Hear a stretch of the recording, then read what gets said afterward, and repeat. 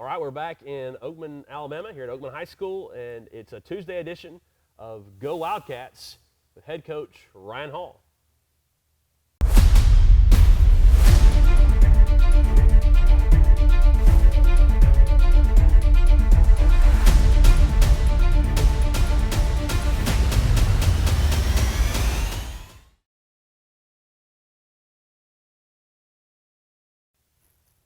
All right, Coach, so we're diving into the nuts and the bolts, the day in, day out kind of living of how you go about your program. We talked yesterday about living above the standard.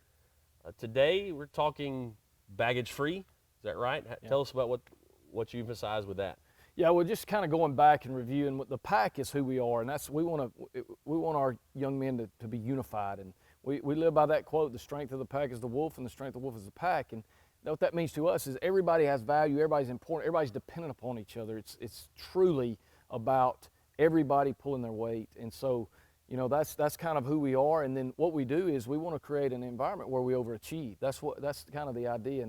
And so how do you do that? Well, we talked about living above the bar. You got to live above the standard. You got to always be above the standard to overachieve. And the second piece of that we teach is living your life baggage free. And again, as I said before, live and play go together.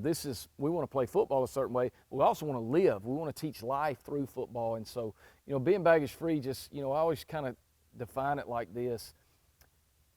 When you're baggage free, you're kind of in the zone. You're lost in whatever you're doing, whether it's reading, whether it's playing football, basketball, playing an instrument. You just get lost in it. And that's what we want our players to be. We want them to be lost in. They're free of fear of failure.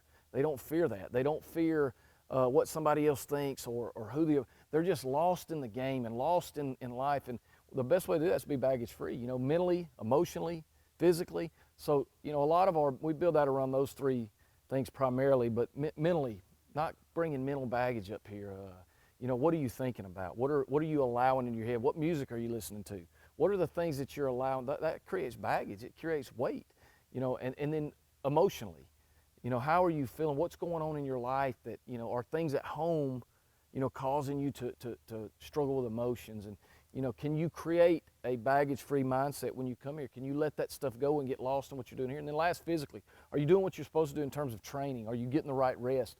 What are you putting in your body? What are you doing when you leave here? And so, the bottom line on this is the more you can go into your adult life baggage-free, things that you haven't created as you were younger, the better chance you have to be successful. It's the same thing on Friday night. The more we can go into a week or a season or a part of your career where you don't have those things holding you back, you don't have that weight on you, the better chance we have to be successful. And we had a practice in the spring where we had kids take weights out on the field, and they took 5 and 10 pound weight. Some of them took 25. I told them to get a weight and go out there, and they thought they were big and bad and grab 20. But we did everything with weights on us.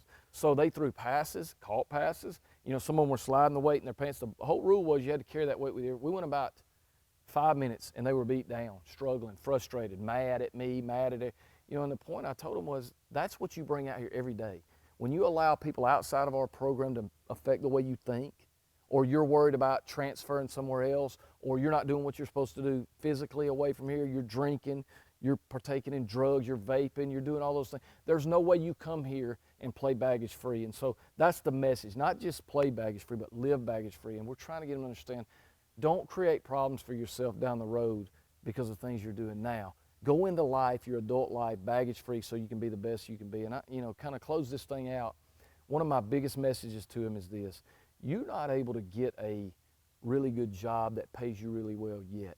You can't get a 70,000, whatever, it doesn't matter, but a job where your quality of life's really good. You can't get that because you don't have the experience, you don't have the credentials, you don't know people yet. It'd be very hard for you to do that, but you can lose one by doing something that you shouldn't do, foolish. And so don't go into life killing your opportunity to have that type of livelihood because of things you're doing now.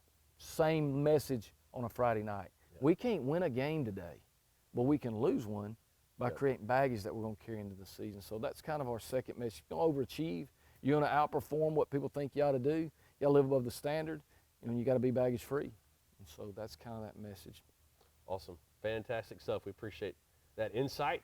Hope you'll keep watching. We'll have a player spotlight. We'll talk more about this baggage-free idea. On the other side of that, Coach will break down the schedule for this season.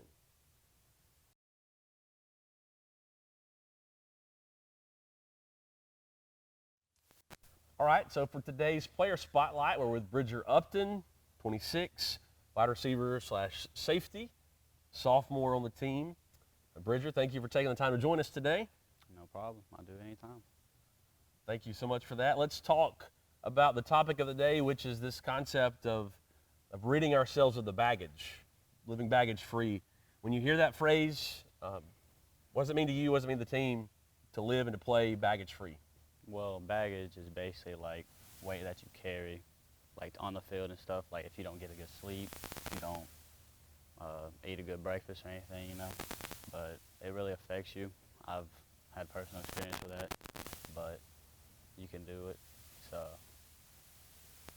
just don't have baggage there. Okay, cool. Very, very good. Let's talk now a specific moment. Is there a time that stood out when you and the team were able to see that firsthand, how that impacts you on the field? Well, we was in the weight room, and then coach said, grab some weights. We're going to go on the field.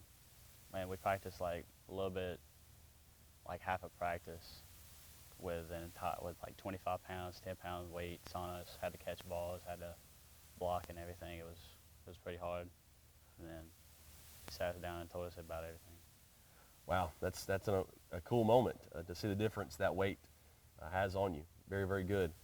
As we wind down here together, we were talking earlier, and for some, you might have a little bit of a controversial take or controversial preference on pizza. Tell us what that is. Well, I like pineapple on pizza. Some people don't like it. I just like it because, you know, well, my dad liked it, kind of just inherited it from that. And yeah, I like pineapple on pizza. That's cool. I like it. We'll have to grab us some pizza now with some pineapple on it. That'll be good. All right, as we close up, Bridger, anything else? Go Wildcats. Wow.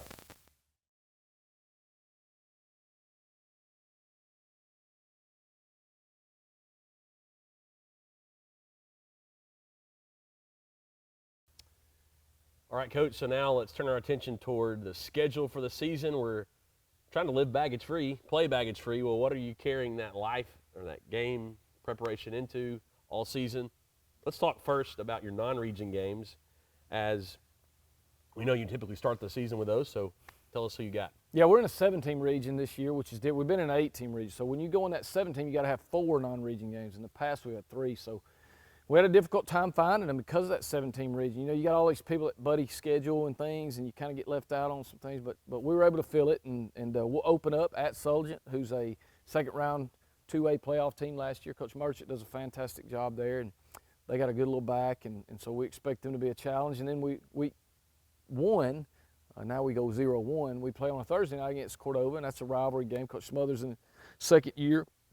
That team will be much improved, and I would expect them to be a playoff team in 4A.